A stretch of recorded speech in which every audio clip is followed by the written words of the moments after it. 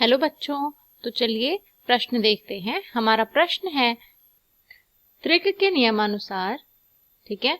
और यहाँ पर हमें कुछ विकल्प दिए हैं। पहला विकल्प है मध्य के तत्व के गुण अन्य दो सदस्यों के मध्य के थे, बढ़ते भार के क्रम में व्यवस्थित तीन तत्वों के गुण एक समान होते हैं, तत्वों को 6 तत्वों के समूहों में समूहबद्ध किया जा सकता है, आवर्त सारणी में हर तीसरे तत्व के गुण पहले तत्व से समानता रखते हैं।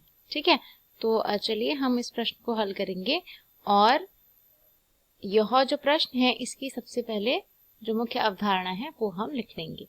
ठीक है, तो ये जो प्रश्न है ये आवर्त सारणी का प्रश्न है। ठीक है, तो आवर्त सारणी जो है एक ऐसी सारणी होती है जिसमें कि सभी तत्वों को क्या किया जाता है, अलग अलग समूहों में वर्गीकृत किया जाता है। क्योंकि हमें पता है कि इतने सारे जो तत्व हैं उनको जब हम उनका अध्ययन करते हैं तो यह सभी तत्वों का अध्ययन एक साथ कर पाना हमारे लिए क्या होता है, मुश्किल होता है।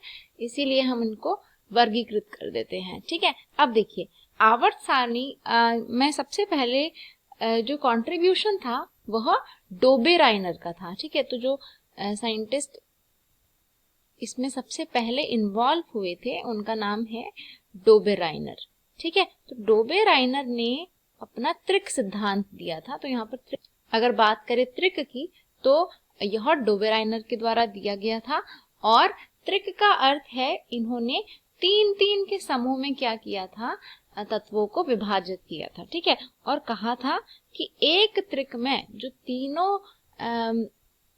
तीनों जो तत्व हैं वो क्या होते हैं, एक दूसरे के समान क्या होते हैं, उनके गुण होते हैं। जैसे उदाहरण के लिए हम ले लेते हैं लिथियम, सोडियम और पोटेशियम। ठीक है, तो यह एक त्रिक जो है डोबेराइनर ने भी दिया था। तो इसकी अगर हम बात करें तो डोबेराइनर के अनुसार इन तीनों ही तत्वों के सभी गुण क्या हैं, एक जैसे हैं।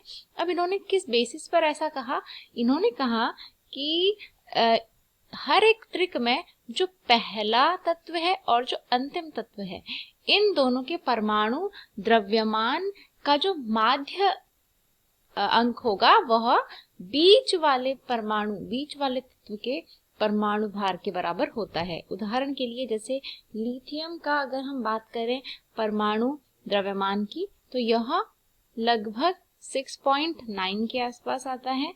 अगर हम पोटेशियम की बात करें तो इसका परमाणु द्रव्यमान 39.1, ठीक है, यानी 39.1 के आसपास आता है।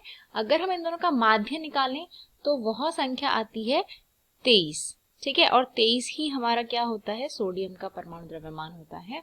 तो यही डोबेराइनर का त्रिक था। उन्होंने तीन तीन के समूहों में कुछ कुछ तत्वों को बांटा और कहा कि ये जितने भी तत्व हैं इनमें से जो पहला तत्व होगा, हर एक त्रिक में से जो पहला और अंतिम तत्व होगा उन दोनों का जो औसत मान है, जो माध्य मान है, वह बीच वाले तत्व का परमाणु द्रव्यमान के बराबर होगा।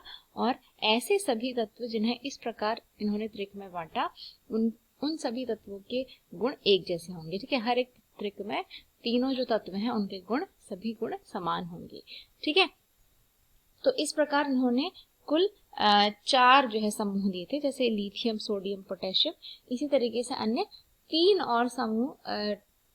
और त्रिक जो है डोबेराइनर के द्वारा दिए गए थे। तो प्रश्न जो है उसमें है कि मध्य के तत्व के गुण अन्य दो सदस्यों के मध्य के थे। तो यह बिल्कुल सही है कि जो मध्य के तत्व के गुण हैं, जो इसका परमाणु भार आया था, ठीक है, वह किसके अनुसार आया था, अन्य जो दो सदस्य हैं उनके आधार पर आया था। तो हम यह कह सकते हैं कि इसके गुण अन्य दो के मध्य के थे, बीच के थे। दूसरा है बढ़ते हुए भार के क्रम में व्यवस्थित 3 तत्व के गुण समान होते हैं। तो यह गलत है। बढ़ता हुआ भार तो अन्य तत्वों का भी हो सकता है किंतु उनके गुण इनके समान नहीं होंगे। अगला है तत्वों को 6 तत्वों के समूह में समूहबद्ध किया जाता है। तो बिल्कुल नहीं, इन्होंने तत्वों को 3-3 के समूह में समूहबद्ध किया था। अगला है आवर्त सारणी में हर तीसरे तत्व के गुण पहले तत्व से समानता रखते हैं। तो यह भी बिल्कुल गलत है। हर तीसरा तत्व जो है पहले की समानता नहीं रखता। ठीक है, तो आपका जो सही उत्तर हो जाएगा इस प्रश्न का वह होगा विकल्प नंबर बी।